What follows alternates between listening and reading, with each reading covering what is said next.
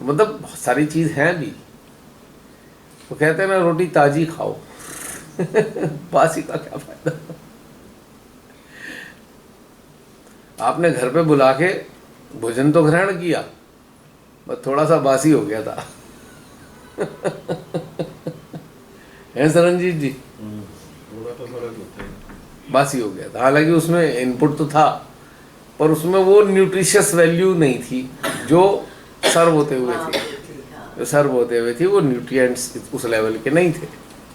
पर ये है कि ये लोग आए थे, बहुत अच्छा लगा था। तो आएगा ही। एटमॉस्फेयर बहुत चेंज हो गया था, मेरा अंदर भी बहुत, मतलब मेरे को फील हुआ था, मेरे को बहुत एनर्जी मिली है इन सब से। सो वीक भर तो मेरा बहुत अच्छा रहा, फिर धीरे धीरे ठीक है बैलेंस हो गया। ताजी खाई होती हाँ, तो 1 महीने तक फ्रेश रहते अब ये जो 6 महीने में रिकरेंस होती है, रिपीटेशन हो रहा है, ये क्या है? फ्रेश फूड है। हाँ, और जूम पे होता तो फ्रेश है पर वो ये वाला चक्कर चलता रहता है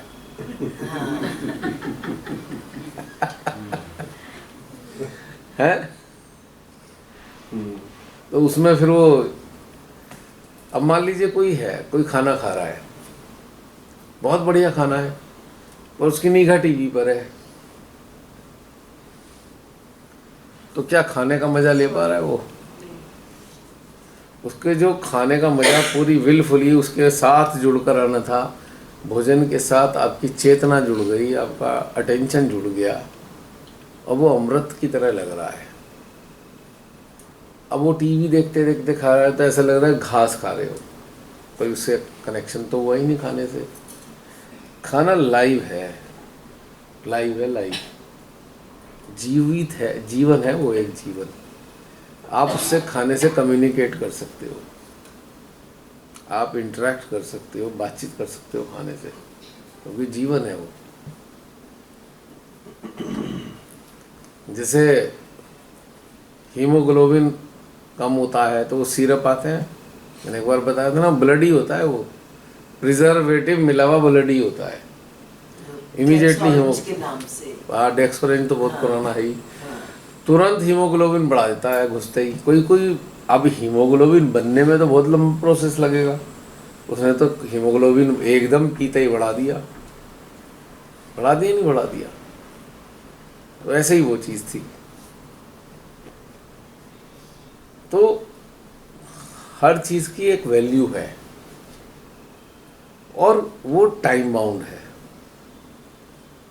अब सारा अटेंशन सब टीवी में या मोबाइल में चला गया और जो खाने की जो वैल्यू थी, आप उससे इंटरेक्ट नहीं कर पाए, आप उससे बातचीत नहीं कर पाए। आपने देखा होगा पहले ज़माने में, अभी भी लोग, में से बहुत से लोग भोजन को प्रणाम करते हैं।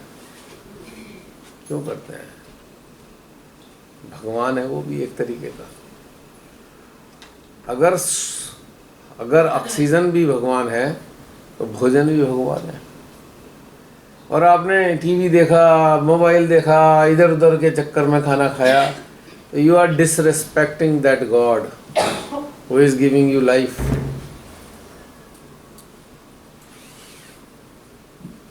एक सेकंड,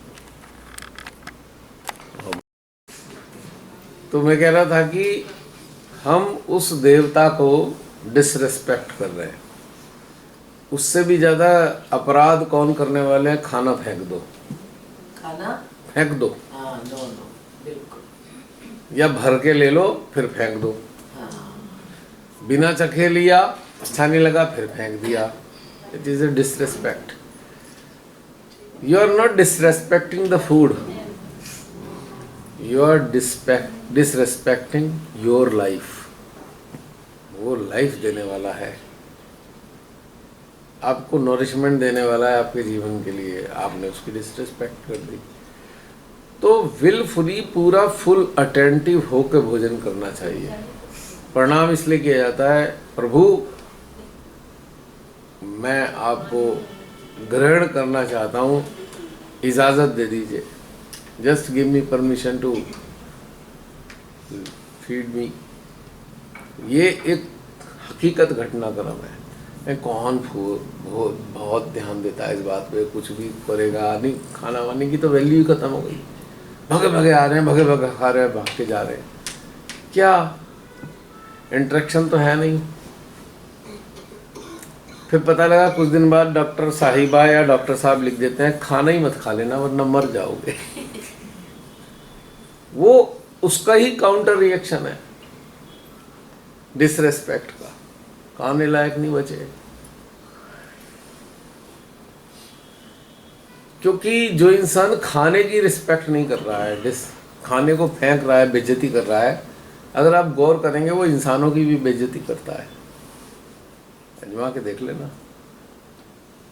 खाना फेंक कौन रहा है? जिसे दर्द नहीं हो रहा। जिसे दर्द नहीं हो रहा उसे इंसानों की क्या कदर है, बताओ आप मेरे को। हाँ, एक बात अलग है कि किसी से गलती से रख दिया, वो खाया ही नहीं जा रहा, तो उसे क्षमा मांगनी पड़ेगी। क्षमा मांग के उसे चिड़ियों को दे दो, फेंको मत, डस्टबिन में मत डालो। वो जीवन जीने का प्रसाद है, उससे जीवन चलता है। अब डिसरिस्पेक्ट कैसे कर सकते हैं उसकी? क्षमा मांगनी पड़ेगी, फेंकना है तो भले ही दिखाओ मत किसी को, अंदर अंदर मांग लो। तो इतना महत्व है खाना खाते हुए अटेंटिव रहने की जरूरत है। ठीक यही भोजन देने वाली है और हम इधर उधर लगे हुए हैं। किसकी डिसरिस्पेक्ट हो रही है? किसकी? साक्षात मां आदिशक्ति। और फिर हम एक्सपेक्ट क्या कर रहे हैं? पहले डिसरिस्पेक्ट कर रहे हैं, फिर एक्सपेक्ट कर रहे हैं। मां ग्रोथ दे देना, बताओ मिल पाएगी ग्रोथ? नहीं मिलेगी ना।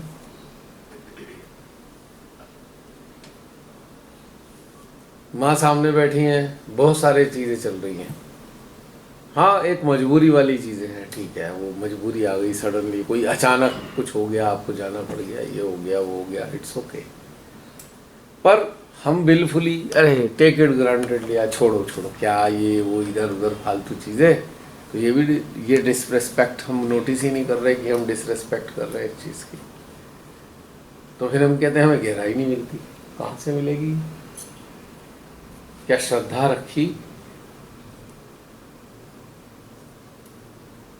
ये कोई रिचुअलिस्टिक प्रोसेस थोड़ी है? आप जरा कभी देखना, जब सेमिनार पूजा होती हैं, हरकतें नोटिस कर सकते हो आप।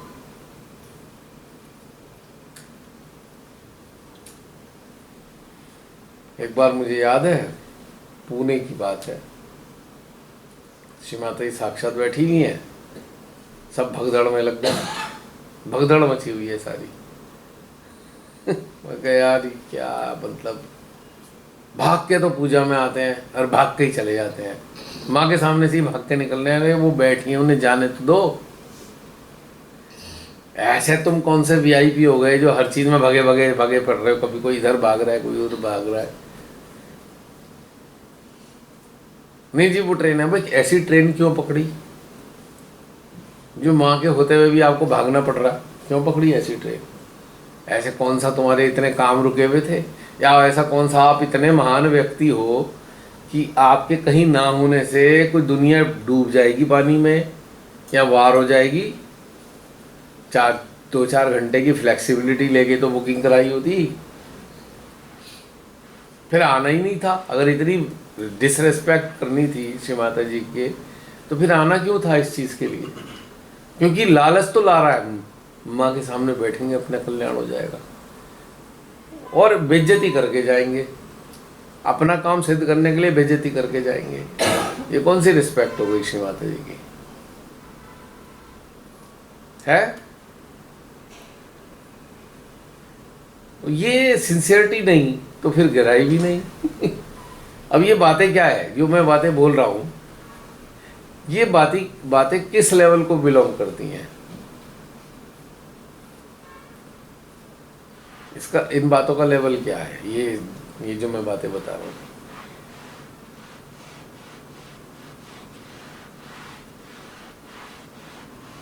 ये एक बहुत ही सुपरफिशियल लेवल को करती हैं, यानी कि सुपरफिशियल लेवल पे भी ये बातें हैं, और हम इसका मतलब सुपरफिशियल लेवल पे भी स्थित नहीं है। गहराई की तो बात ही बहुत दूर की है। नहीं, मेरे अंदर पीछे बैठे हुए यही चिंतन चलता था। मैं कहा ये भेड़ों की भीड़ है, पता नहीं क्या क्या करे जा रहे हैं। श्रीमाता सामने बैठी है, पता नहीं क्या क्या कर रहे हैं।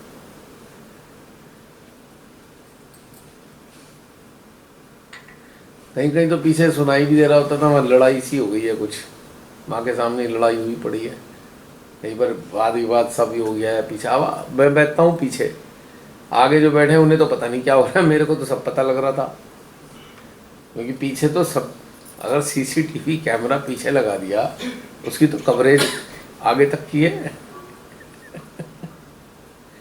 और मेरे को तो शौक ही पीछे बैठने का रहा सदा। तो ये छोटी छोटी बातें हैं जिसने गहनता आने नहीं दी, या गहनता चाह ही नहीं उन्होंने, उनकी चाह भी नहीं है गहनता की, बस जुबान है गहनता चाहिए, पर चाह नहीं है। अब चाह है तो उसके पीछे कार्य नहीं है, अगर कार्य है भी तो सिंसियरिटी नहीं है, अगर सिंसियरिटी भी लिया है तो इंटेंसिटी नहीं है। इसी तरह एक बार बरखप के इंटेंसिटी भी लिया है तो फ्रीक्वेंसी नहीं है। इतनी चीजों का कोरम पूरा होगा तब गहनता मिलने की संभावनाएं पैदा होंगी।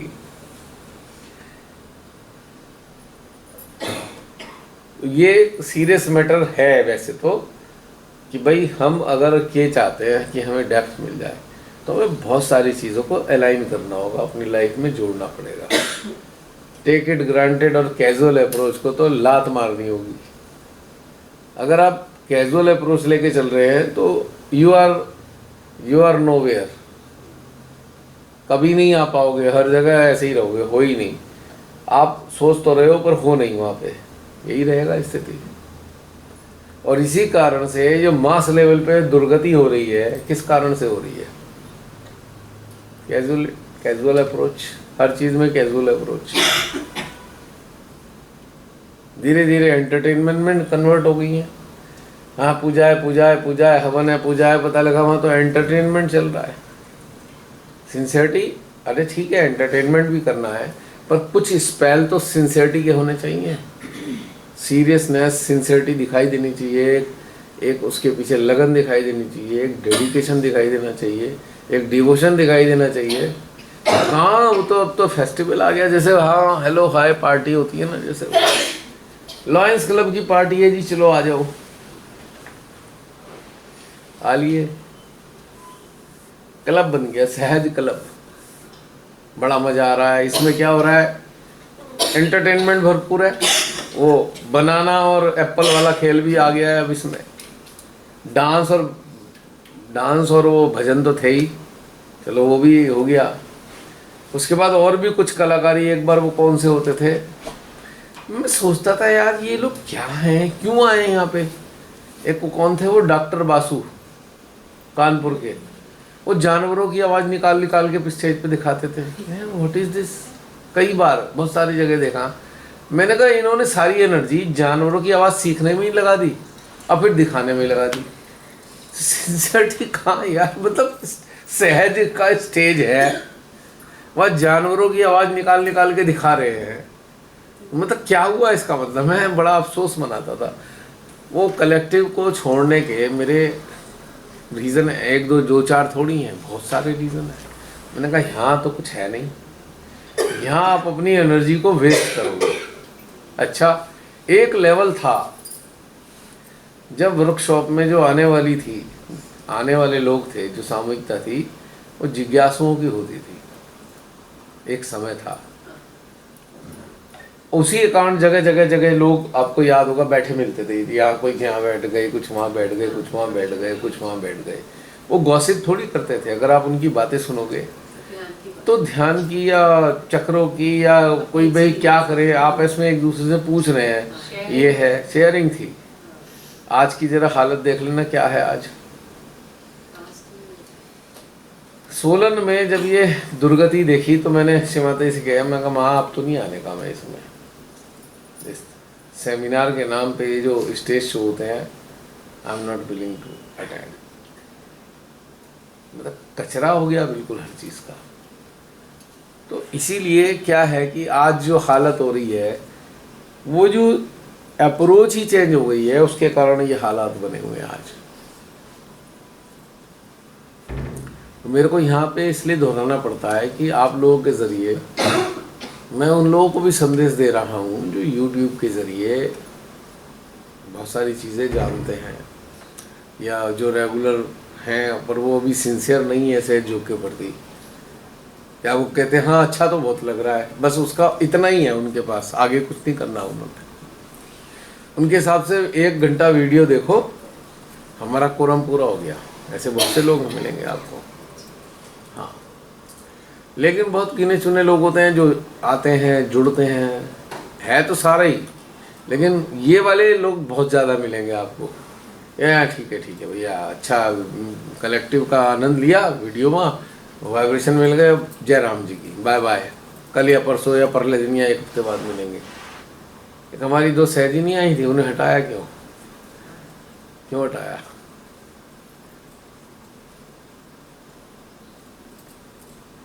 कैजुअल, वो ऑडियो उस दिन रमणी बहन की बातें करनी थी, वो मैंने कही नहीं, यही नहीं पता कि चल क्या रहा है और उसको कैसे लेके चल रही है इसको। बोले भाई तुम अगर पार्टी कर रहे हो तो इसे ऑन क्यों कर रखा है, आप इसमें शामिल ही मत हो इसमें। वो बात अलग है, आप कहीं से ड्राइव करके आ रहे हो, आपने करा लिया, आप अकेले हो, कोई है नहीं, आपने कनेक्ट कर लिया, दैट्स ओके। आप तो पूरी पार्टी कर रहे हो, वहाँ पे आपने जूम सेशन के साथ कनेक्ट कर रखा है, you are highly insincere person. तो इसलिए अब तभी रिमूव। इसके बाद मैंने बहुत लोगों को अप्रोच करने की कोशिश करी है। अब काफी कॉल्स करने की भी कोशिश करी। कलेक्टिविटी में हम सबकी जिम्मेदारी तो है, क्योंकि एनर्जी लेवल पर हम सब कनेक्टेड हैं। बुरा असर पड़ेगा ना, लेवल डाउन कर रहे हैं ना, तो ऐसे अलाउड नहीं है। और एक हमारी एक वो छाया बहन वो बहुत दिन से ग्रुप में ही नहीं है एक्टिव है, जो इविल हंटर में एक्टिव नहीं है या टेलीग्राम के जो भी इवॉल्विंग सोल्स में एक्टिव ही नहीं है, तो उनका काम क्या है सेशंस में। मतलब आपको कितनी भी इमरजेंसी आ गई हो, जब तक खुद अस्पताल में बेहोश होके नहीं पड़ गए, आप खुद हॉस्पिटलाइज हो गए हो और आप ऐसी स्टेटस में हो कि आप मोबाइल देख भी नहीं सकते या मोबाइल उन्हें अलाउड नहीं है, दैट्स ओके। लेकिन अगर आप खाली किसी के बीमार हो गया कोई और आपने 2 हफ्ते तक उसमें 3 हफ्ते तक या महीने भर तक एक्टिविटी नहीं शो हो रही उसमें, तो फिर आप सिंसियर हो ही नहीं। तो आपका फिर यहाँ पे काम क्या है इसमें सेशंस में, वो भी आउट। अगर आपको लग रहा है कि आप बहुत परेशानी में आ चुके हो, do inform first. I am not available for 2 months, I am not available for 1 month, for 2 week, 3 week, बताओ तो सही। 2 फायदे होंगे। पहला तो ये आप शांति से अपना, आपके अंदर कोई ये प्रॉब्लम नहीं होगी कि भैया तुम्हें आ नहीं पा रहा, ये नहीं हो रहा। दूसरी चीज़, लोगों का अटेंशन जाएगा कि कोई परेशानी में है, तो अटेंशन आपकी सहायता भी तो करेगा। लेकिन आपने कहा है क्या फ़र्क पड़ता है, मेरे पे टाइम ही नहीं है। मैं चैलेंज के साथ कहता हूँ कि अगर आप कोमा में नहीं हो तो आप व्हाट्सएप तो देखोगे ही देखोगे। तो आपको टेलीग्राम को क्लिक करने का टाइम नहीं है, ये तो मेरे गले नहीं उतरती बात। आपके चाहे कोई भी कुछ भी घटनाक्रम आ जाए, आप सुबह शाम रात दिन में एक बार जरूर देखते हो कि भाई कोई इम्पोर्टेंट मैसेज तो नहीं है। पर टेलीग्राम देखने में क्या हर्ज है कि अगर आप उसमें एनरोल हो तो नहीं। और जब वो उसमें आता है category non active in 1 month, तो वो तो फिर आउट है। आउट है, मैं क्लियर बता रहा हूँ। आपसे भी कहा है, आपके ज़रिए, यूट्यूब के ज़रिए, बाकी लोग जो और भी जुड़े हुए हैं, जो इविल हंटर्स में जुड़े हुए हैं लेकिन इवॉल्विंग सोल्स में नहीं हैं, they will be 100% out from the evil hunters. तीनों जो ग्रुप हैं उससे आउट कर दिए जाएंगे, क्लियर कट। क्योंकि सिंसियरिटी नहीं है तो वहाँ कोई मतलब ही नहीं है। वो कोई मजमा थोड़ी है कि यहाँ की एक्टिविटीज़ देखने के लिए हम शामिल हुए हैं, हम बस इसलिए शामिल हैं कि देखो यहाँ होता क्या है। नो, आप उस एक मूवमेंट का जो माध्यम के रूप में स्टेब्लिश होने का एक आंदोलन चल रहा है, एक काम चल रहा है, आप उसके हिस्से हो। और आप बनना तो माध्यम के लिए आप आए हुए हो यहाँ, और आप 1 महीने तक लापता हो, एक भी एक्टिविटी आपने सीन नहीं करी है, तो यू आर नॉट सिंसियर। आपकी इस ग्रुप में ज़रूरत ही नहीं है। कितने सारे लोगों को हटाया, हर हफ्ते देखता हूँ, एवरी वीक, कि कौन मनवंत वाले में आया और रिमूव। क्योंकि ये कोई मजाक है, डिसरेस्पेक्ट है। एक माँ ने आपको इवॉल्व होने का मौका दिया, एक ऐसी कलेक्टिव आपको दी जिसमें आप वाकई इवॉल्व हो रहे हो, आप देख भी पा रहे हो, पर आपको रेस्पेक्ट नहीं है इस चीज़ की कि आपको कहाँ जोड़ा गया है, किस काम के लिए जोड़ा गया है। तो फिर आप हो क्या, क्यों वहाँ पे? तो आपको बाहर कर ही दिया जाएगा। You will be expelled, 100% you will be expelled, बिना किसी कंसिडरेशन के। कोई बातचीत नहीं, कुछ नहीं, एक्सपेल्ड। तो ये ज़रूरी है, क्योंकि मेरे को कोई शत्रुता नहीं, बस सवाल ये है कि इतना इनसिंसियर पर्सन इस कलेक्टिव में क्या कर रहा है। वो कलेक्टिव के लेवल को डाउन ही तो कर रहा है। जो कलेक्टिव एनर्जी है उसमें एक ऐसे इंसान की एनर्जी इन्वॉल्व हो गई है जिसके अंदर निगेटिव एलिमेंट एग्जिस्ट कर रहे हैं, तो वो कहीं ना कहीं उस लेवल को, कलेक्टिव के लेवल को डाउन ही तो कर रहा है ना। तो इसलिए हटा दिया जाएगा, क्योंकि ये किसी की, मतलब एक क्या कहना चाहिए, एक रिलेशन को मेंटेन करने का जरिए ये ग्रुप्स नहीं है। एक बहुत बड़ा टारगेट है, एक बहुत बड़ा उद्देश्य है इसके पीछे। भीड़ का हिस्सा नहीं बनना चाहिए किसी को, या भीड़ में शामिल होने वाली सोच नहीं होनी चाहिए। नहीं, हम बस शामिल रहे हैं, इसमें कोई फायदा नहीं है इस चीज़ का। जो लोग शुरुआत में जुड़े, इतने इनसिंसियर रहे, गायब हो गए, पता नहीं किन किन चीज़ों में लग गए, फिर अब आप उन्हें हो जा रहा है हमें जोड़ लीजिए। एक्सपायर ही हो चुकी उसकी, तो आपका तो सिस्टम एक्सपायर हो चुका है, आप इसके लायक ही नहीं बचे हो। क्योंकि इसकी जिम्मेदारी है ना, मेरी श्री माता जी ने एक जिम्मेदारी दी है ना कि भाई मॉनिटरिंग तो आपको करनी पड़ेगी। अगर आपको एक जरिया बनाया है इस चीज़ का, तो मॉनिटरिंग भी आप ही करोगे। आप इसका ध्यान रखोगे कि इसमें किस प्रकार के लोग बने रहे। जब व्हाट्सएप पे ग्रुप था, कोई लोग तो बस आए हुए थे, कोई लोग तो उसमें जासूस ही थे बहुत सारे। तो देखे यहाँ की एक्टिविटीज़ को हम बॉस लोगों को खबर देते रहे। तो जब टेलीग्राम पे जो ग्रुप बनाया, वो तो उसका कारण ग्रुप बनाने का दूसरा था।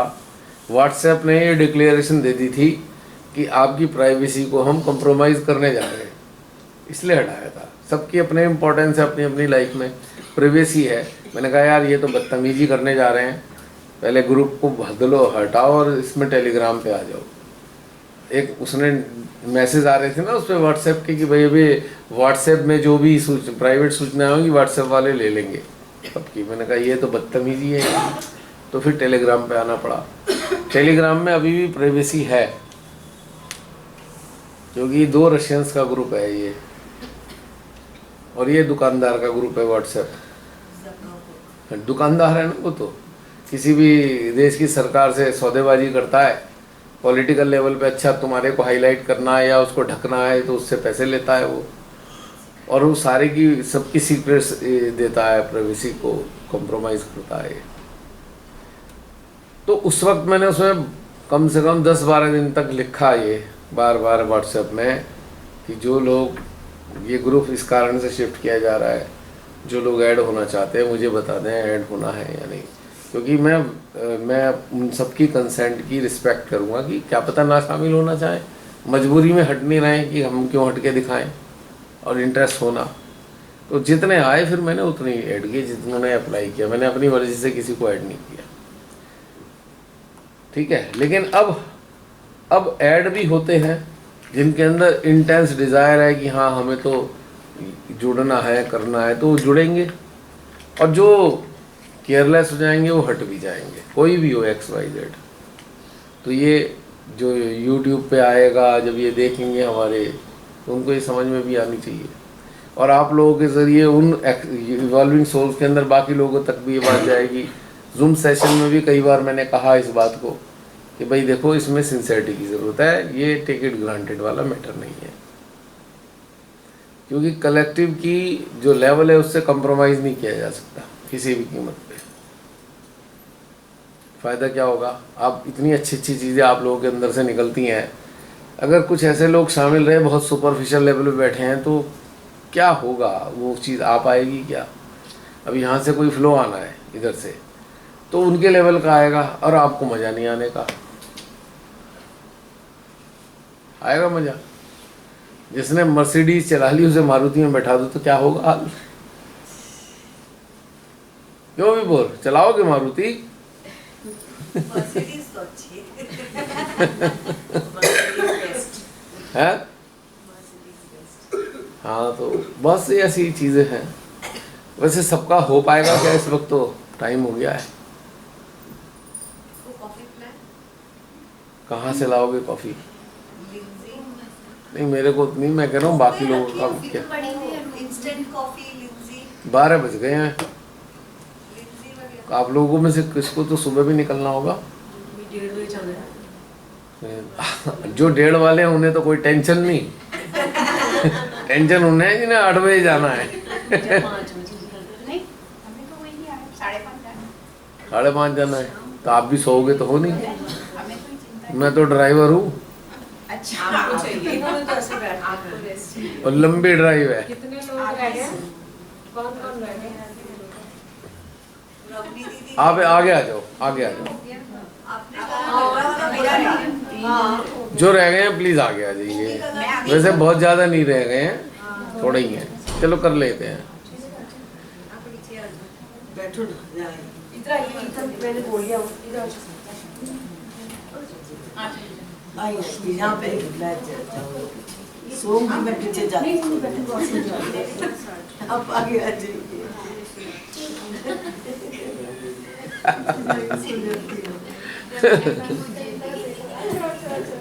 चलिए डेजी आप बहन, भी आगे आ जाइए। डेजी बहन, डेजी बहन, भूमि कला, मैं पीछे। 1 मिनट शांत हो जाओ। डेजी बहन बताने जा रही हैं। जय श्री माता जी सबको। माइक दूँ, माइक की आवाज़ बड़ी नहीं, आ जाएगी। जय श्री माता जी सबको। कटरे वाली वर्कशॉप जो अटेंड की थी, बहन थोड़ी सी वॉल्यूम बढ़ा दो, आप उधर बैठ जाओ। कानों तक भी नहीं आ रही। माइक दे दे। कटरे वाली वर्कशॉप जो अटेंड की थी, उसमें जो आनंद आया था जी, तो वो तो बहुत ही अच्छा था। वो काफ़ी दिन रहा। हेलो, कटरे वाली वर्कशॉप के बाद जो आनंद आया था वो तो बहुत टाइम रहा, मतलब, और वो बड़ा अच्छा एक्सपीरियंस था। तो उस पे जब घर आए थे तो काफ़ी ठीक है। तो मतलब अपने पे नज़र भी रहती थी कि अब क्या करना है, कैसे करना है, अंदर कैसे अंदर उतरना है। तो बड़ा ही अच्छा चल रहा था टाइम, तो स्मूथली मतलब सब कुछ हो रहा था, अच्छा रहा सब कुछ। और ये जो है अटैचमेंट, ये तो मतलब मैं ये नहीं कह रही कि पूरी तरह से अटैचमेंट ख़त्म हो गई है, अभी कुछ रहता है थोड़ा बहुत। तो जो मतलब आप जूम में सुनते हैं आगे थ्रू, उसी से हुआ, नहीं तो मैं तो कभी सोच भी नहीं सकती थी कि मेरी अटैचमेंट जैसी चीज़ कभी ख़त्म होगी। ख़त्म पूरी तरह से नहीं हुई, अभी टाइम लगेगा। इतनी सी रह गई ना। ये नहीं पता कितनी रहेगी, लेकिन रहती है। लेकिन फिर भी जो हुआ ना उसका, जैसे मैंने बताया भी था पहले कि बेटा ने जब कोर्स करने के लिए फॉरेन जाना था, तो मतलब मुझे तो ऐसा लग रहा था कि मैं बोल रही थी कि मैं तो एयरपोर्ट ही नहीं जाऊंगी क्योंकि मैं बेहोश हो जाऊंगी।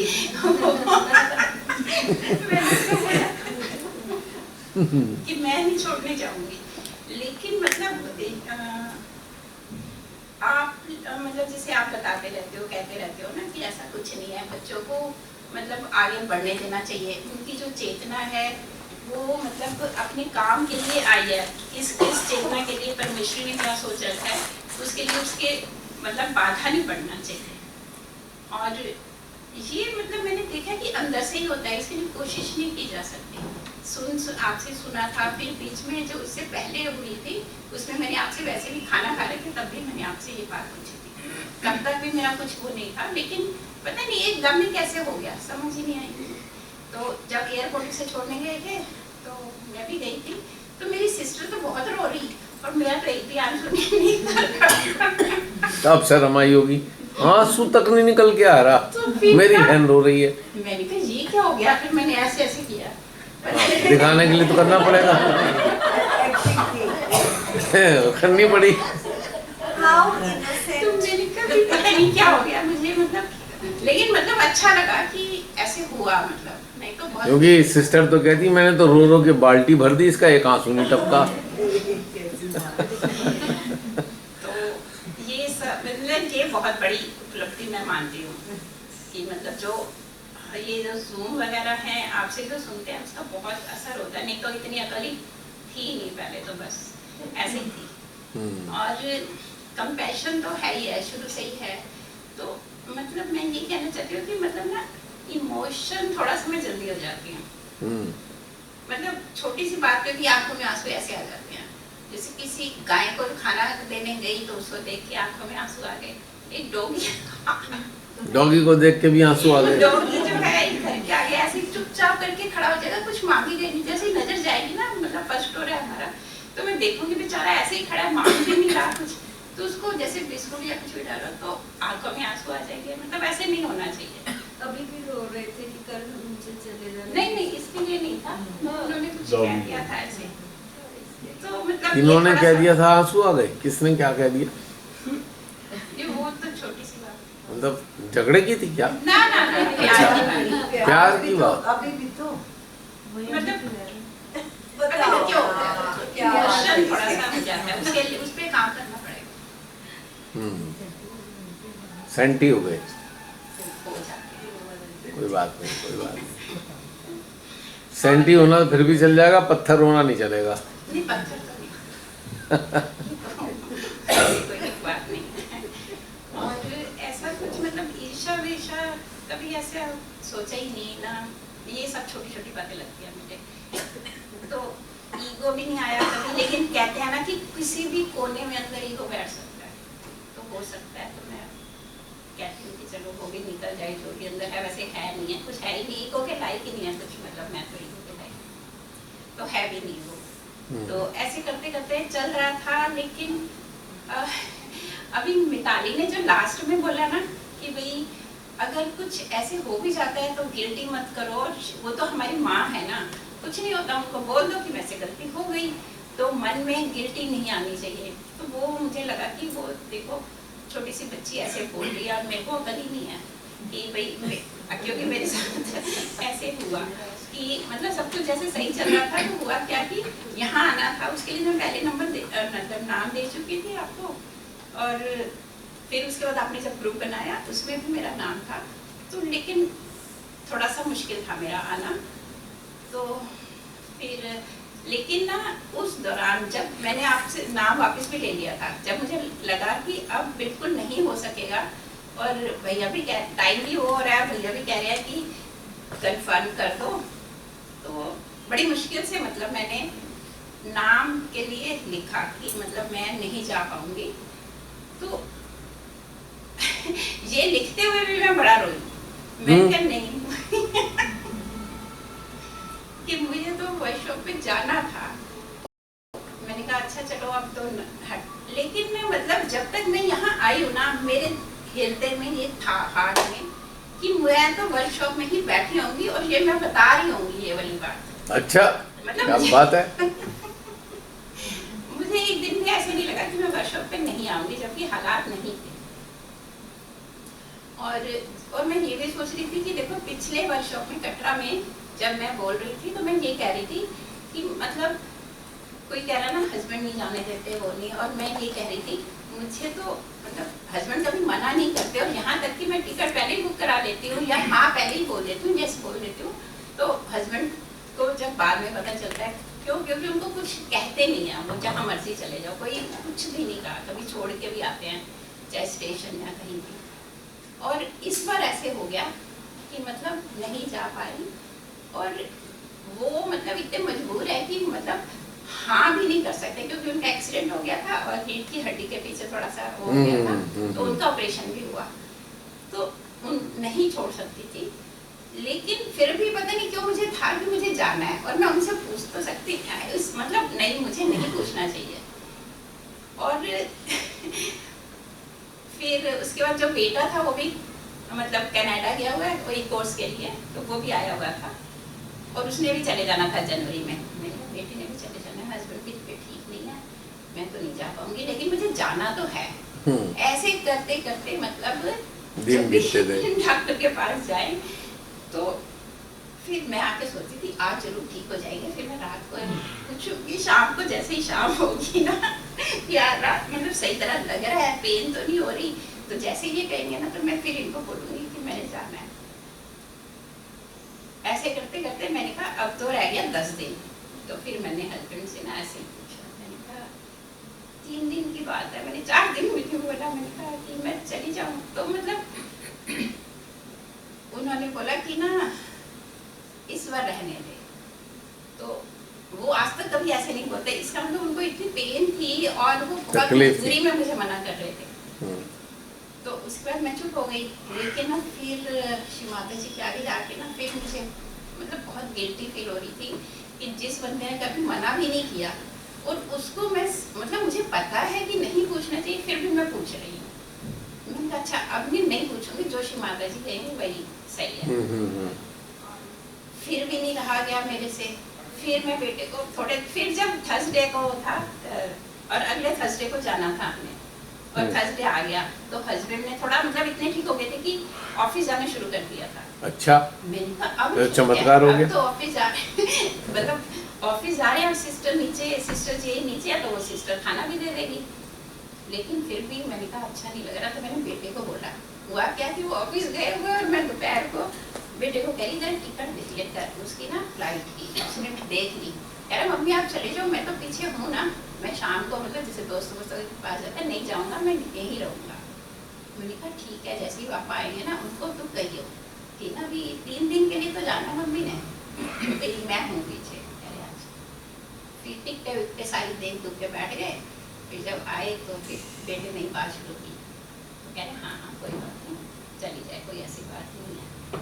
तो कह रहे टिकटें करा ली? मैंने कहा नहीं ऐसे थोड़ी टिकटें करा ली थी।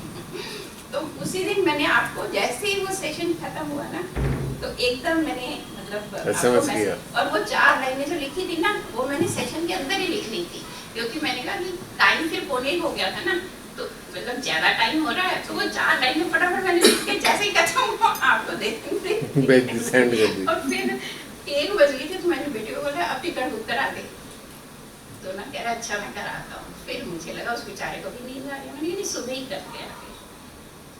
और ये देखो कि मैं ये देख रही हूँ कि जैसे फ्लाइट पे जाना था, और मैं अकेली कभी नहीं गई, फैमिली के साथ तो फ्लाइट पे बहुत बार गई, लेकिन अकेले कभी नहीं गई, और अकेले मैं जा भी नहीं सकती थी। तो श्री माता जी की मतलब मैं ये बता रही हूँ कि श्री माता जी कितना साथ देती हैं, और उनको पता था कि इसको बुलाना है। हुआ क्या कि बेटे ने 20 जनवरी को चले जाना था, उसने 1 महीना एक्सटेंड कर दिया, और उसके बाद भूमि कला जो है उसके साथ मेरा साथ बन सकता था, उसको भी उसकी भी टिकट नहीं दी, मतलब करवाई नहीं, उसकी तो आराम से हो सकती थी, जैसे गीता वगैरह तो हमारा पूरा ग्रुप है ना, तो इसको मैसेज करना याद नहीं रहा। फिर मैं इसके पीछे पड़ गई, मैंने कहा तुझे करना चाहिए था मैसेज, तू अपनी क्यों ऐसे तू जा। फिर मैं ये कहती कि इनसे पूछ लो, शरणजीत भैया से, आपको भी फोन आया था, तो मैंने कहा इनसे पूछ ले, उनसे पूछ ले, तो कह रहे नहीं हो रहा। मैंने कहा अच्छा, अब इनका इसका भी रह गया मम्मी का लगा, तो श्री माता जी ने भूमि गला का भी इसलिए रोक दिया कि इसका एक साथ बन जाएगा, मतलब मेरा एक साथ बन जाएगा। तो मतलब मैं ये देखती हूँ कि वो हमेशा साथ होती है और उनको पता होता है कि क्या करना है क्या नहीं करना। तो उसमें मैंने ये देखा कि मुझे पता था कि नहीं जा सकती, लेकिन एक दिन भी ऐसे नहीं था कि जिसमें मुझे ऐसे नहीं लगा कि मैं वर्कशॉप में नहीं जाऊंगी। मुझे पता है मैं वहाँ जाके ये बोल रही होंगी, वहीं बैठी होंगी, और फिर मैं कभी श्री माता जी के सामने बैठ के ना पूरी कलेक्टिविटी को अपनी मतलब चित में ले आती थी कि अच्छा पूरी कलेक्टिविटी को ले आती हूँ, देखती हूँ कैसे होगा, जाऊँ कोई जैक वैक सा लग जाए बस। और फिर जब रात को सोने लगी तो मोबाइल में वो कटरे वाली वीडियो चला के बैठ गई सोने से पहले, वो सारी देखती रही कि सारे कैसे कलेक्टिविटी थी, कितना वो हो रहा था। तो ऐसे करते करते मतलब मैं ये कहती हूँ कि श्री माता जी कभी भी वो नहीं करती, हमारे मन में आ जाता है कि भाई इस बार शायद नहीं बुलाया, नहीं बुलाया। तो मतलब वो हैं हर समय हर वक्त हमारे साथ ही हैं, लेकिन हमें थोड़ा सा वो हो जाता है कि भाई हमारे अंदर क्यों आता है बनते, नहीं फिर वहीं ले जाऊंगा आपको। माइंड आपका ये चीज़ नोट कर रहा है, पति की तबीयत खराब है, उनको देखने को कोई नहीं है, ये है वो, माइंड ने कर लिया डिसाइड। माइंड ने ये सारी चीज़ें रिसीव करी और माइंड ने डिसाइड कर दिया कि बयाना मुश्किल है, ये तो बीमार है, कैसे जाओगे आप। उसका आधार पे आपने अंदर ये चिंतन करना शुरू कर दिया, जाना तो मुश्किल है, लेकिन आपके अंदर सत्य का आभास था जो ये बता रहा था जाओगी। माइंड कह रहा नहीं जाओगी और आप कह रहे हो जाऊंगी, क्योंकि हालात का एनालाइज कर रहा है माइंड। हाँ वो तो है। ट्रुथ को हालात से कोई लेना देना नहीं होता, पहचान बता रहा हूँ आपको मैं। ये हालात ऐसे थे, ये सर्कमस्टेंसेस हैं, सिचुएशन है, ये सब माइंड का ड्रामा चल रहा है, माइंड है सब कुछ। ये एनालिसिस जहाँ आ गया वो माइंड आ गया, माइंड के पास फिर नए वर्ड्स हैं, अरे सिचुएशन ऐसी हो गई, ये स्थिति बन गई, फलाना ढिमाका, ये वो। लेकिन हार्ट जो है उसको तो ट्रुथ का पता है, और ये जो हमारे अंदर ये हार्ट के अंदर का खेल है ना, इसको सत्य का पता है। जब उसे सत्य का पता है तो काल जो है, टाइम फैक्टर, तो इसके लिए इमैटेरियल हो गया ना। ये तो हार्ट तो आपका देख रहा है कि आप वहाँ बैठे हो, हार्ट ने तो देख लिया आप वहाँ बैठ के ये सब बता रहे हो, और वेगली या कहें कि एक हल्का सा एक मैसेज आपको आ गया अंदर, आपकी चेतना में आ गया, पर चूंकि आप इसलिए श्योर नहीं हो क्योंकि आप माइंड से एनालिसिस चल रहा है, आपका एनालिसिस माइंड कर रहा है, इसलिए आपको श्योरिटी नहीं आ रही है।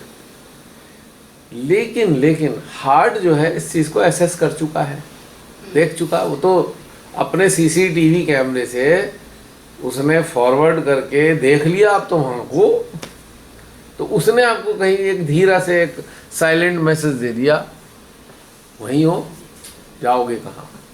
तो ये बारीक चीज़ समझिए आप, सबके अंदर ये घटित होता है। कई बार हम बाहर सिचुएशन देख रहे हैं, ये देख रहे हैं, वो देख रहे हैं, वो सब फेल हो जाती है।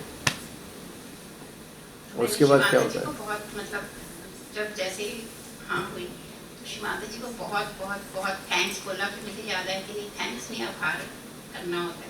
फिर आभार किया, फिर उसके बाद मैं मतलब सोच रही कि नहीं, मुझे बेटे को, हस्बैंड को, अपनी सिस्टर को, जीआई को, कृपा भैया को, भूमि कला को, सबको मैंने थैंक्स बोला, सबको ब्लेसिंग दी। उसके बाद फिर मैं सोई, मैंने कहा चैन नहीं पड़ रहा था, थैंक्स दे के ही सोना था। फिर रोई तो नहीं थी, थैंक्स देते देखते रोई। वो तो उसी दिन रो ली थी जब नाम कटवाया था। कोटा उसी दिन पूरा हो गया। और ये देखो कि मतलब जैसे सिस्टर का बेटा भी ना वहाँ कनाडा गया हुआ है, तो वो भी इसी दौरान यहाँ था। तो जब भी आता है ना तो वो मतलब हम दोनों फैमिली जो है ना सिस्टर की, तो इकट्ठे ही जाते हैं हर साल कहीं ना कहीं घूमने। तो वो वियतनाम की पहले ही बोल दिया था उसने कि मैं जब आऊँगा तो वियतनाम घूमने जाएंगे, ठीक है। और बाई चांस हस्बैंड का ऐसे था तो वो भी कह रहे थे हम नहीं जाएंगे, तो हस्बैंड कह नहीं तुम चले जाओ। तो वो जा रही है और वो कह रही थी ना बहुत दुख हो रहा है कि मतलब तुम भी हमारे साथ होते। तो मेरे मन में ये था कि वियतनाम नहीं जा रहे कोई बात नहीं, लेकिन लोनावला तो जरूर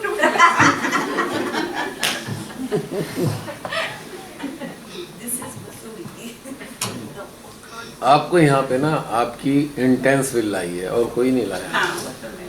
अब सिचुएशन और सर्कमस्टेंसेस तो बिल्कुल अपोजिट है। बिल्कुल हाँ। जहाँ नहीं पे तो उनकी कोई जहाँ गलती पे को कभी मना ही नहीं करते। नहीं, जहाँ पे कहने की भी मतलब सिचुएशन को देख के कहने का भी है, नहीं हो पा रहा है, ऐसे कैसे कहते हैं। लेकिन चूंकि वो इंटेंस विल मौजूद है, वही ले आती है।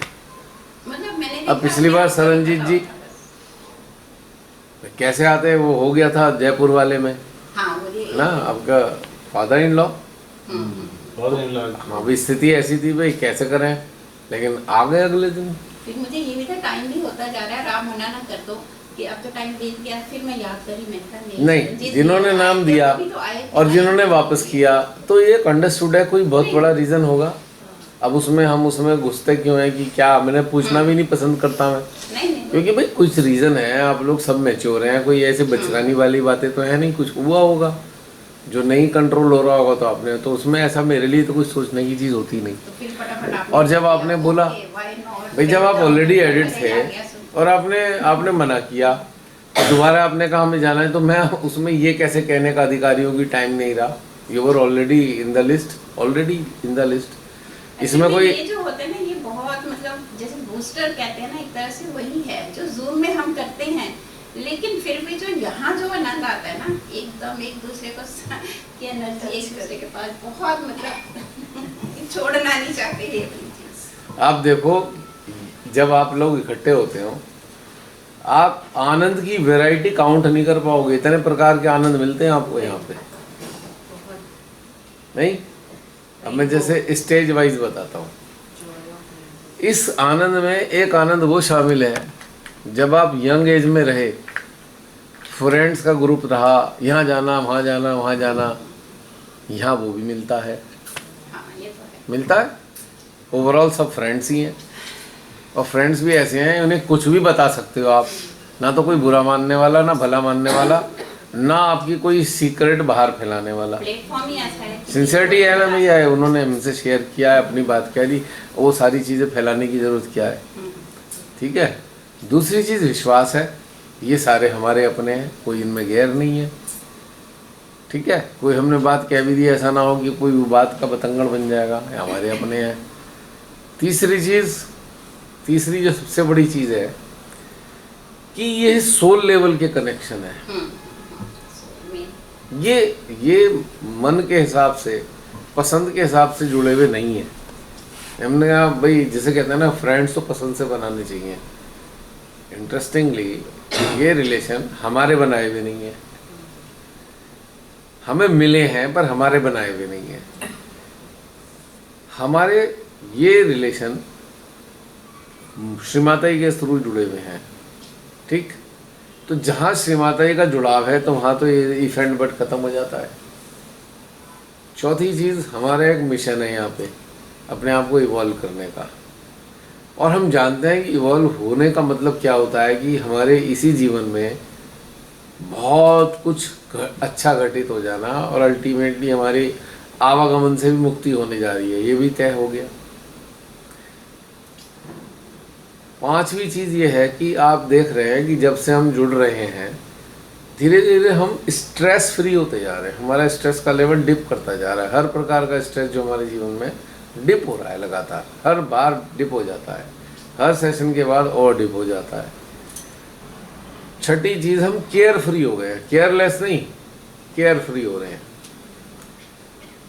केयरफुल हैं हर चीज़ के लिए, अपनी रिस्पॉन्सिबिलिटी के लिए, डोमेस्टिक रिस्पॉन्सिबिलिटी है उसके लिए हम केयरफुल हैं, सोशल रिस्पॉन्सिबिलिटी है उसके लिए हम केयरफुल हैं, स्टेट के लेवल पे रिस्पॉन्सिबिलिटी है उसके लिए हम केयरफुल है, नेशन के प्रति जो रिस्पॉन्सिबिलिटी है उसके लिए हम केयरफुल है, इस ग्लोब के लिए जो हमारी रिस्पॉन्सिबिलिटी है उसके लिए हम केयरफुल हैं, हेल्थ के लिए केयरफुल है, अपने अस्तित्व को अच्छे से नॉरिशमेंट देने के लिए, क्योंकि ये गिफ्ट है परमात्मा का, एक उन्होंने हमें इसे दिया, इसे इंटैक्ट रखने के लिए हम केयरफुल हैं।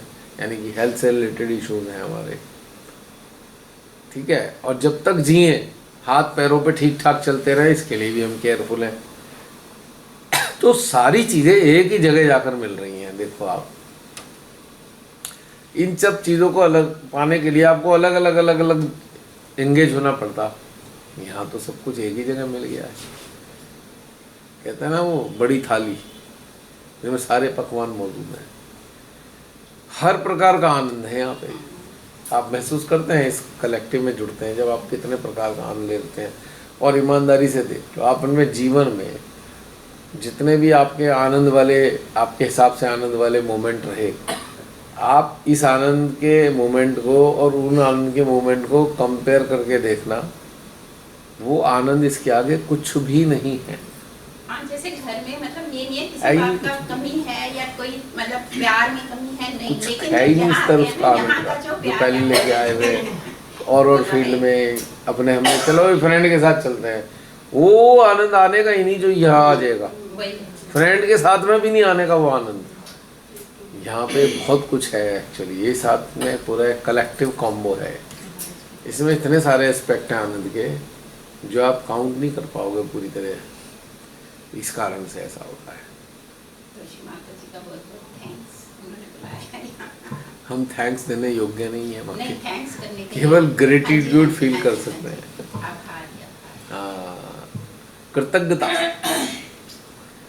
और बाकी जो कल मिशन वाली बात हुई, जो सुबह आज ही तो हुई है, आज ही हुई है ग्लोबल उसमें पूरा मतलब जो आपने बताया पूरा, तो सुन के बड़ा वो हुआ कि लगा कि हाँ मतलब काम करना चाहिए। वैसे तो जैसे जहाँ भी जाते हैं ना तो अपने आप ही हो जाता है। जैसे हॉस्पिटल भी गई, काफ़ी जाना पड़ा मुझे, तो वहाँ भी सब पे ही बिखेरते हैं अपना ना वाइब्रेशन, सब पे जाए, माँ का प्यार सब पे आए। तो मतलब अब ये नहीं है कि सिर्फ अपने लिए या अपने घर वालों के लिए, तो हर टाइम मतलब निकलता है, कहीं प्रॉब्लम है वहाँ चली जाए। लेकिन फिर भी अभी थोड़ा मतलब थोड़ा क्या मतलब मेरे को बहुत ज़रूरत है अभी अपने को बहुत ठीक करना है। करिए करिए, पूरी सामूहिकता आपके साथ है। यही मुझे चाहिए था, है पूरी सामूहिकता आपके साथ। जो मतलब बेताली ने बोला मुझे लगा बिल्कुल मेरे ऊपर, क्योंकि मुझे लगा कि अब जैसे 3 महीने ऐसे ही गुजर गए ना, मतलब मन नहीं लग रहा था पूरी तरह। तो मैं जूम की वीडियो ही देख लेती थी कभी कभी ना, मेडिटेशन में इतना नहीं लग रहा था। मतलब ऐसे ही था हस्बैंड की तबीयत देख के कि मतलब जो बंदा कभी किसी को दुखी नहीं देख सकता वो खुद इतनी परेशानी में है। Exactly. और उनकी आदत ये है कि कुछ भी हो जाए ना वो नहीं कहते मुझे ये प्रॉब्लम है, और दूसरों को जरा से भी प्रॉब्लम हो उसके लिए इतना ज़्यादा वो करते हैं, तो थोड़ा सा मन ना पूरा वो हो जाता है। तो नहीं लग रहा था मन, और फिर मैंने सोचा कि अब तो मैं कुछ करती भी नहीं हूँ, तो श्री माता जी मेरे को बुलाएंगे क्यों नहीं बुलाएंगे। फिर मैं सोची भूमिका में को नहीं बुलाया, वो तो बड़ी अच्छी सहजी है, अच्छा उसको भी नहीं बुलाया, अच्छा उसको तो बुला लेना चाहिए था। मैं तो हूँ ऐसी, मेरे को क्यों बुलाएंगे क्यों बुलाएंगे मैं तो इतनी अच्छी सहजी नहीं है। फिर मैं याद कर रही हूँ कि ना भैया के मैं जूम सेशन पे सुनती हूँ, सब कुछ सुनती हूँ, वो कहते हैं कि ना हर स्थिति में ना मतलब तुम्हारा जो है ना श्री माता जी को नहीं भूलना चाहिए तुम्हें, और एक जैसा रहना चाहिए। मैंने कहा मैं तो हूँ ही नहीं, मेरा तो मन भी ऐसे हो गया, तो हो ही नहीं पा रहा, तो मैं तो उस पर खड़ी नहीं उतर रही। फिर कई बार जूम सेशन भी सुनने का दिल नहीं करता था कि मैं तो क्या सुनती हूँ। फिर मैं तो ऐसे करते करते मतलब फिर मैंने श्री माता जी से भी क्षमा मांगी। मैंने कहा कि ये पता नहीं क्या हो गया मेरे को ना, मुझे तो जरूर बुला लेना वर्कशॉप पे, तब वहीं जाके मैं ठीक होंगी। बहुत ज़्यादा मतलब जितना विचलित हो जाता है, लगता ही नहीं है कहीं भी। और वो जो मिताली ने बोला कि अगर कुछ ऐसे भी हो गया है तो गिल्टी मत लो, कह दो ना, वो तो हमारी माँ ही तो है। मुझे उसकी बात बड़ी अच्छी लगी। मिताली के लिए तो और भी कमेंट आएंगे नीचे कमेंट बॉक्स में। भाई कोई नेगेटिवली मत ले लेना बस कि कोई नेगेटिवली मत ले लेना बस कि लेट बैक हो गए बढ़िया करके कुछ नहीं कर रहे, अरे माई तो है मेरे को क्या कर रहा है, माई तो है, ये मत करना बस प्लीज। ये तो पहले से ही करते आ रहे हैं मेरे सर पे फट जाएगा। ये तो पहले से ही करते आ रहे हैं सहजी, माँ देख लेंगे। इंटरप्रिटेशन की मेरी कोई जिम्मेदारी नहीं है। जय श्री माता जी। बहुत बढ़िया। योगिनी बहन, योगिनी आपके पड़ोस में बैठी है। आपने ये नहीं बताया कटरा से यहाँ तक की जर्नी जैसे नहीं मैंने अभी तो बताया। बस वही बता दी ना बता दिया उन्होंने, बता दी। कटरे से क्या हुआ? कटरे तीन महीने ऐसे चले गए, 3 महीने सही। कटरे से क्या हुआ बता दिया अच्छा, उन्होंने। आपकी मेहनत तो कटरे ही रहेगा।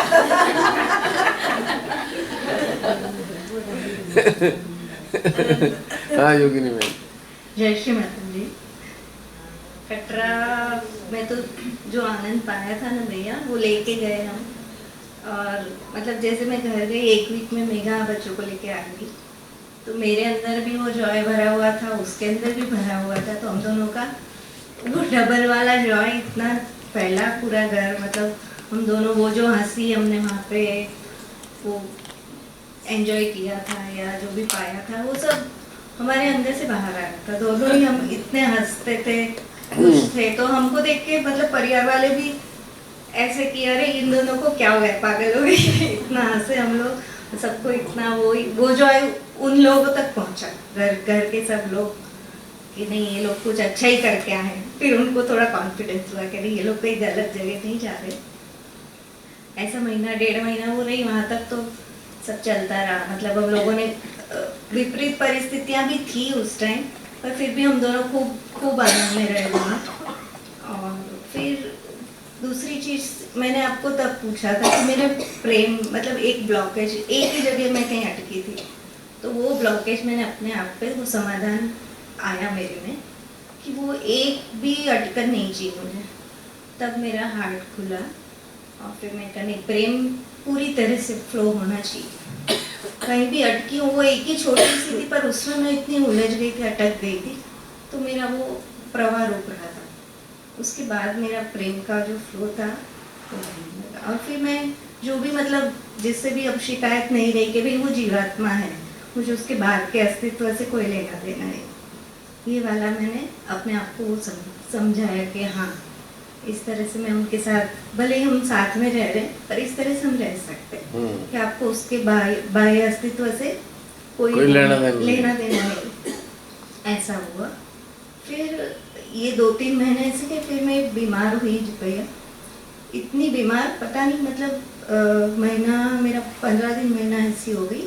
और इससे पहले भी बीमार होती थी, पर इस बार ऐसी स्थिति हो गई कि मैं बिल्कुल डिस्कनेक्ट, ना मैं ध्यान कर पा रही हूँ, ना मेरा मतलब स्थिति अच्छी, पता नहीं मैं कहाँ थी मेरी जित में, मुझे वो भी पता नहीं। फिर मेघा ने और प्रेमिका ने कुछ बातें दोनों ने मेरे बारे में की, या फिर मुझे उन लोगों ने कुछ एनर्जी दी। उसके बाद फिर वापस में धीरे धीरे फिर मैं वापस आ गई। ये हुआ। इसके बाद हाँ, इसके बाद मतलब काफ़ी सारी कंडीशंस, अभी आज जो बातें हुई ना उसमें से मुझे भी पता चला कि ये मेरी कंडीशंस थी। जैसे ऋतुजा बता रही थी कि मेरे को, जैसे हम लेडीज़ को जनरली होता है कि हम हमारे किचन से बहुत अटैच होते हैं, तो ये मेरी भी बहुत बड़ी कंडीशन थी। वो मुझे आज समझ में आया कि हाँ, कि कोई आता है मेरे अलावा, मैं ही किचन देख रही हूँ कि कोई मुझे नहीं चाहिए, या मैं खाना बना रही हूँ परफेक्ट है और कोई है, तो फिर ये सब चलता था। फिर मेरे बेटा, उसको लगता था मम्मी थक रहे हो तो आप कुक कर दो, तो साल भर से कुक आती है और वो थोड़ा धीरे धीरे वो छूट रहा है। हालांकि कभी कभी आ जाता है, ऐसा नहीं, पर फिर समझ में आ रहा है कि ये मेरी कंडीशन है। तो ये कंडीशनिंग को अब मैं ठीक है चलो जैसा बना, नहीं भी अच्छा बना ना खा लेते हैं। घर के लोग प्रॉब्लम नहीं करते, पर वो मेरे अंदर ही वो ज़्यादा था कि नहीं ऐसा होना चाहिए, ऐसा होना चाहिए। परफेक्शन वाला वो एक बहुत पॉजिटिव मैं मानती थी, पर वो एक्चुअली वो मेरी गलत चीज़ थी, तो वो छूट गई। अब मैंने छोड़ दिया, बाद में छोड़ दिया कुक के भरोसे। मैंने कहा तुझे जो करना है कर, किचन तेरा, घर तेरा, मैं जा रही हूँ। बहुत पकड़ के रखा इतने सालों से, अब ये सब छोड़ो कहाँ तक पकड़े रखोगे? अब नहीं करना है। हाँ, अब तो बाढ़ भी आ गई थी। मगरमच्छ भी आ गए थे। सब छोड़ दिया। सड़कें ठीक हो गई, वो टूटी फूटी हो गई थी भैया। सड़कों का तो बहुत बुरा हाल है, अभी भी बुरा हाल है। जब इलेक्शंस आते हैं तब थोड़ा बहुत काम ऐसे मरम्मत का हो जाता है, पर वो फिर उबड़ खाबड़ी होती है, ठीक से अच्छा नहीं हुआ अभी सड़का, वो क्योंकि पानी भरने से सब टूट जाता है ना वो। इस बार तो बहुत खराब हो गया। ओके। फिर दूसरा की कार्य में मेरा ये कि मुझे एक चीज समझ में ज्यादा नहीं, पर चेतना को हृदय में रखना सीखा मैंने। कहाँ रखना? हृदय के हृदय साथ जोड़ के। में। मैं सुन रहा हूँ नींद आ रही है, चेतना को रजाई में रखना यार, रजाई में कैसे रख दिया चेतना को यार? जब नींद में हूँ कि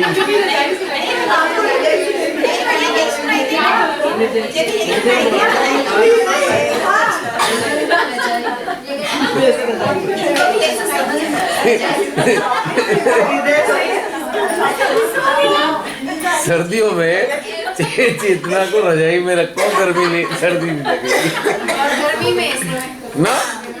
गर्मियों में चेतना को फ्रिज में रखो, फिर ले आए आप। नींद भाग जाएगी। सरंजीत जी आपके लिए मटेरियल मिल गया।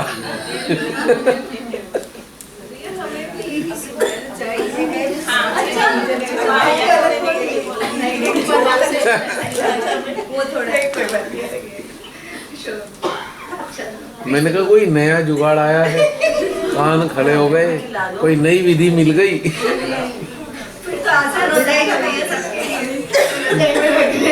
नहीं, पता है कमाल क्या होगा? पता है कमाल क्या होगा सरंजीत जी? शरीर तो ड्यूटी पर है, चेतना को रजाई में रखोगे, शरीर को गर्माहट मिल जाएगी।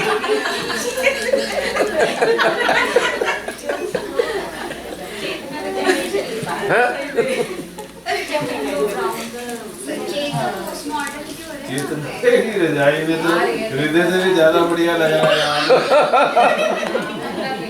पहले बच्चों को देते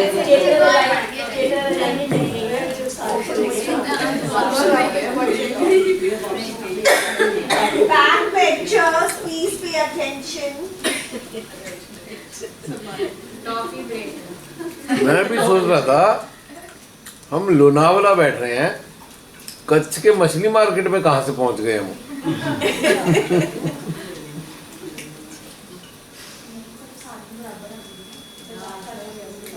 बोलो ना बहन।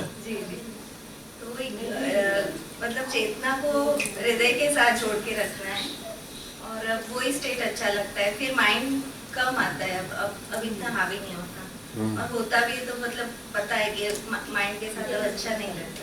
जो भी स्थिति है मतलब ट्राई करते हैं कि भी उसको माइंड को दूर ही रखना। विपरीत परिस्थिति आती कुछ भी है तो, और अपना खुद को देखना है कि भाई मैं इसमें कहाँ माइंड आ रहा है नहीं आ रहा, मतलब वो एक अलर्टनेस आ गई है बढ़िया। राइट। तो और पूरा खाली होना है कि बस मेरा भी ऐसा है कि भाई जितना अटेंशन वर्क ज़्यादा कर सके, फोकस मेरा उसी पे रहता है ज़्यादा। तो उसके लिए पूरा खाली होना है, थोड़ा बहुत जो माइंड है अभी बचा हुआ बस वो भी खत्म हो जाए पूरा, पूरी तरह से हम आके अच्छे वाले सोल्जर बनना है। वो नहीं, अच्छे तो ऑलरेडी हो, बट ट्रेनिंग चल रही है, वेपन कैसे चलाएं, ट्रेनिंग है ना ये तो। और बताइए बहन, हो गया? मेघा बहन आपका हो गया था? अरे तो वो इधर से इधर हो जाएगा, उसमें क्या है, आप बोल दीजिए।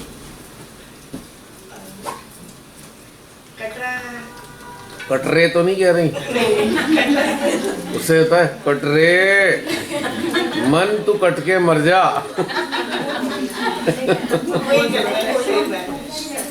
जी कटरा से कोई बात का तो बता दिया दीदी ने क्या था। फिर उसके बाद जब मैं यूके पहुंची तो जब हम वैष्णो देवी जब हम गए थे, और आपने बताया था कि अटेंशन वर्क बाद में भी करते रहना है कि उसका इफेक्ट होता रहे। तो वो काम लगभग माँ ने श्री माता जी ने करवाया 4-5 महीने तक लगातार। जब भी मतलब याद करूं और बस मेरा सीधा अटेंशन जाता था और अटेंशन वर्क होता था, और खूब करवाया खूब। और अभी भी वैष्णो देवी माँ की इतनी कृपा है कि बस अभी याद करते से ऐसे तीनों नाड़ियों पे जब उस टाइम पे फील हुआ था वो अभी भी बरकरार है कि वो फील हो जाती है। और फिर आपने कटरा के बाद का जो अपना जूम सेशन था उसमें आपने सबको पूछा था कि मिनी दीदी के घर गए तो सबको क्या फील हुआ था। उस टाइम मैं फ्लाइट में थी तो मैं वो नहीं बता पाई थी, पर उसका मैं भी बोलना चाहूँगी कि जैसे